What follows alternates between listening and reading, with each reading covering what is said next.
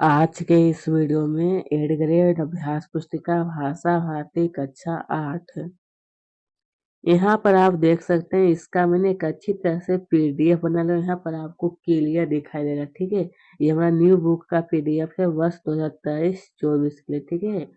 पाठ उन्हें समझ दिया गया है कि बहादुर बेटा क्या है। बहादुर बेटा इस पाठ में जितने भी प्रश्न दिए जाएंगे सभी को एक एक करके सोल्व करेंगे, ठीक है। तो चलिए सबसे पहले दिया गया है कि बहुविकल्पीय का है, सही उत्तर छांट कर लिखिए। प्रश्न 1 में दिया कि बहादुर बेटा पाठ की विधा क्या है। पाठ की क्या विधा है, तो यहाँ पर ऑप्शन दिया है कि कहानी, निबंध, स्मरण या फिर एकांकी। तो इसका सही उत्तर डी में टिक लाना, किसमें यह एकांकी है, ठीक है। चलिए क्वेश्चन नंबर 2 में दिया है कि हे भगवान वाक्यांश में विराम चिन्ह लगेगा, कौन सा विराम चिन्ह लगेगा आपको बताना है। तो ऑप्शन दिया है कि प्रश्नवाचक, पूर्ण विराम, विस्मय बोधक या फिर योजक चिन्ह। तो इसका सही उत्तर हो जाएगा सी में टिक लगाना, किसमें यानी विस्मय बोधक, ठीक है। इस तरह का होता है इसका चिन्ह, यहाँ पर दिया गया है। अब चलिए इसके आगे देखिए पूछा है क्वेश्चन नंबर 3 में दिया है कि मधुर नामक पात्र संदीप की कौन थी। का मधुर नामक पात्र संदीप की कौन थी। यहाँ पर ऑप्शन यहाँ पर दिया है कि मित्र, माँ, बहन या फिर डॉक्टर। तो इसमें आपको सही टिक सी में टिक लाना है, बहन थे, कौन थे, तो बहन, ठीक है। इसके आगे देखिए हमें पूछा गया है क्वेश्चन नंबर 4 में दिया है, यहाँ पर आपको क्लियर दिखाई देता है, ठीक है। क्वेश्चन नंबर 4 में दिया है कि लोगों की बाढ़ से बचाते समय डूबते डूबते कहा है कौन बचा। लोगों को बाढ़ से बचाते समय डूबते डूबते कौन बच गया था। तो ऑप्शन है कि संदीप, कुलदीप, मधुर या फिर संदीप की माँ। तो इसमें सही टिक लगाना है यानी संदीप बच गया, ठीक है।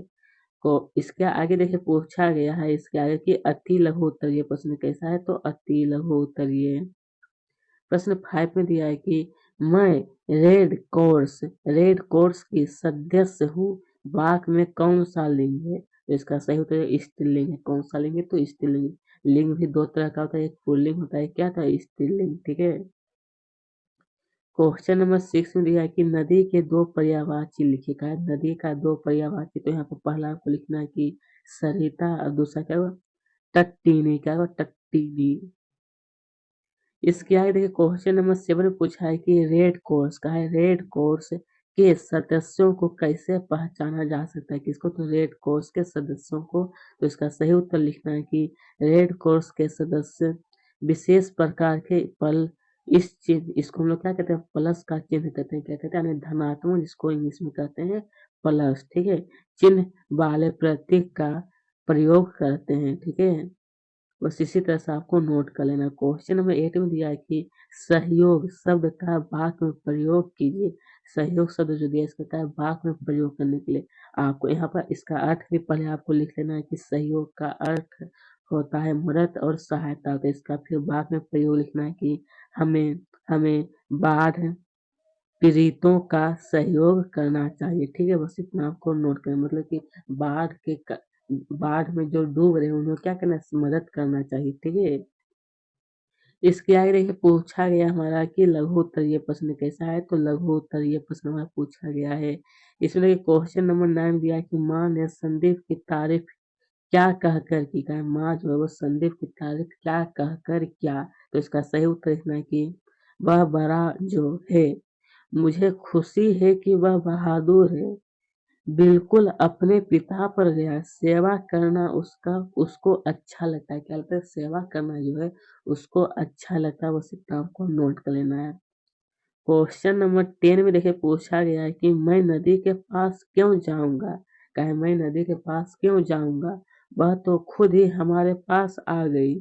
इसका आशय लिखिएगा। इसका आशय का मतलब होता है अर्थ। क्या होता है, आशय का मतलब होता है अर्थ का लिखने के लिए। तो इसका सही उत्तर लिखना है कि कुलदीप ने ऐसा इसलिए कहा क्योंकि नदी में बाढ़ आ गई थी। बाढ़ के कारण नदी का पानी गांव में घुस गया, इसलिए ऐसा कहा, ठीक है। बस इतना आपको नोट कर लेना है। इसके आगे देखिए पूछा है क्वेश्चन नंबर 11 में दिया है कि बाढ़ पीड़ितों के लिए मधुर ने क्या करने की ठानी। का है मधुर जब वो क्या करने के लिए ठानी। तो इसका सही उत्तर लिखना है कि उसने बाढ़ पीड़ितों के लिए खाने की व्यवस्था करने के ठाने और घर घर जाकर अनाज तथा धन इकट्ठा किया। क्या किए? घर घर जाकर अनाज तथा धन को इकट्ठा किया। इकट्ठा का मतलब होता है कि जमा किया। क्या होता है? जमा किया। ठीक है। क्वेश्चन नंबर 12 में दिया है कि बाढ़ के अलावा किन्हीं 3 प्राकृतिक आपदा, आपदा का मतलब क्या होता है? संकट। क्या होता है? संकट के नाम कहाँ लिखने के लिए? उत्तर में लिखना है कि भूकंप, भूस्खलन और सुनामी। सुनामी का मतलब होता है कि जो समुद्र में जो लहर उठता है उसी को सुनामी कहते हैं। भूकंप आप लोग जानते हैं। और भूस्खलन मतलब जिससे क्या होता है? धरती। इसके आगे पूछा है कि दीर्घ उत्तरीय प्रश्न कैसा है? तो दीर्घ उत्तरीय प्रश्न में दिया है कि क्वेश्चन नंबर 13 में दिया है कि बाढ़ पीड़ितों की कोई 5 समस्या का लिखना। कितने? तो 5 समस्या। तो पहला आपको लिखना है कि बाढ़ पीड़ितों के लिए खाने की समस्या हो गई, उन्हें कपड़ा भी चाहिए, मकान भी टूट गए, इसलिए आवास समस्या। आवास का मतलब होता है रहना। ठीक है। रहने की भी समस्या हो गई। फिर लिखना है कि दवाई की आवश्यकता। पांचवा लिखना है कि शुद्ध पेयजल का अभाव। यहाँ पे देखिए आपके बुक में कहा है 5 ठो लिखने के लिए, मैं आपको यहाँ पर 7 बता रहा हूँ। अगर आपको पूरा लिखना है तो लिख सकता, न था 5 भी लिख लीजिएगा। ठीक है। फिर लिखना है कि पशु पक्षियों और पालतू जानवरों को भी बचाना था। बाढ़ के कारण बीमारी के संक्रमण का भय था। क्या था? संक्रमण का भय। बस इतना आपको नोट कर लेना है। ठीक है। इसके आगे देखिए पूछा है क्वेश्चन नंबर 12 में दिया है कि बाढ़ से बचने के लिए आप अन्य स्थान पर जा रहे हैं तो अपने साथ क्या क्या लेकर जाएं। कहा है कि आपको बाढ़ से बचने के लिए अन्य स्थान पर अगर आप जाएंगे तो क्या क्या लेकर के जाएंगे। तो इसका सही उत्तर आपको लिखना है कि बाढ़ से बचने के लिए कुछ कुछ बुनियादी आवश्यकता साथ में होनी चाहिए। जैसे कि हमारा अनाज हो जाता है, कपड़ा होता है, दवाइयाँ और पैसे साथ होना चाहिए। या फिर लिखना है कि मेडिकल बॉक्स साथ में होना चाहिए। मेडिकल मतलब उसमें कुछ दवाई होता है। बस इतना आपको नोट करना है। ठीक है। तो दोस्तों ही इसका क्वेश्चन आंसर समाप्त। अगर आपको अच्छी लगी चैनल को जरूर सब्सक्राइब करें, साथ में वीडियो को लाइक। आपका बहुत बहुत धन्यवाद। मेरे साथ आज के इस वीडियो में बने रहे। तो वहीं पर दोस्तों इस चैप्टर का क्वेश्चन आंसर समाप्त होता है।